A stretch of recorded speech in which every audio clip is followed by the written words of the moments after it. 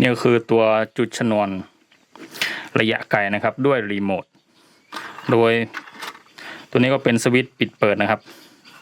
ตัวนี้ก็เป็นตัววัดสถานะแบตตัวแรกก็จะใส่ที่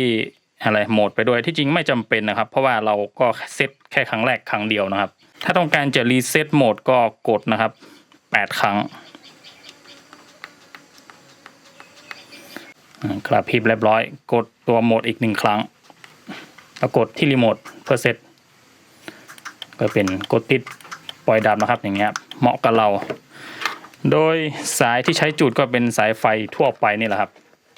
ถ้าสายที่ความยาวเกิน1 เมตรนะครับจะไม่สามารถใช้2 เส้นได้นะครับถ้าสายที่มีความยาวประมาณตัวเนี้ย50 เซนเนี่ยใส่2 เส้นได้นะครับคือลวดทองแดงในเนี้ยใส่2 เส้นได้แต่เส้นเดียวก็ติดเยอะแล้วนะครับไม่ต้องกลัว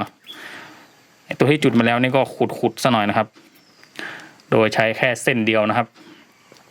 พันเข้าไปถ้าชนวนพร้อมแล้วกดนี่ครับ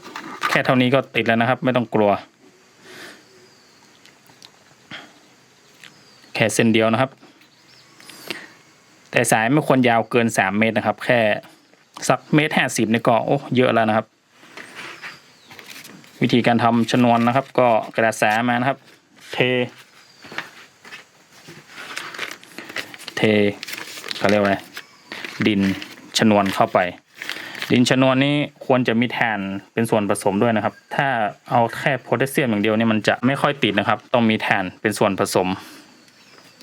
แล้วก็วางสายที่เราต่อไว้แล้วนะครับชนวนพร้อมวางเข้าไปนะครับแล้วก็บิด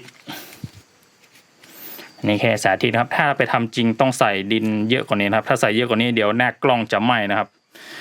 เดี๋ยวสาธิตให้ดูนะครับเราพร้อมแล้วกดรีโมท